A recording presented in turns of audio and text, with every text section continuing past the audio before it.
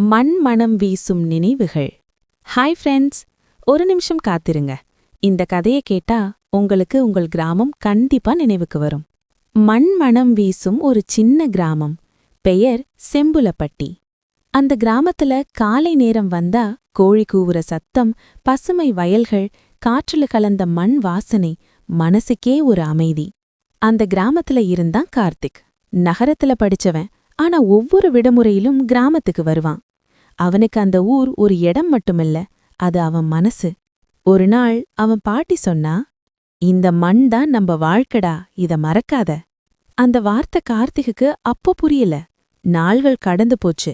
படிப்பு முடிஞ்சது. வேலைக்காக நகரத்திலேயே செட்டில் ஆயிட்டான். பெரிய பில்டிங், பிஸி லைஃப். ஆனா மனசுல ஏதோ ஒரு வெற்றிடம். ஒரு நாள் திடீர்னு பாட்டி உடம்பு சரியில்லைன்னு நியூஸ் வந்துச்சு. உடனே கிராமத்துக்கு போனான். அங்க போனதும் எல்லாம் மாறி இருந்தது. வயல்கள் சில இல்லாம போச்சு. பழைய வீடுகள் மாறி இருந்தது. ஆனா அந்த மண் மணம் மட்டும் மாறல. பாட்டி அவனை பார்த்து சிரிச்சா. நீங்க எங்க போனாலும் இந்த மண் உங்களை திருப்பிக் கொண்டு வரும்னு சொன்னா. அந்த நிமிஷம் கார்த்திக்குக்கு எல்லாம் புரிஞ்சுது. அவன் முடிவு பண்ணான், நகர வாழ்க்கையோட கூட இந்த கிராமத்தையும் காப்பாத்தணும் என்று.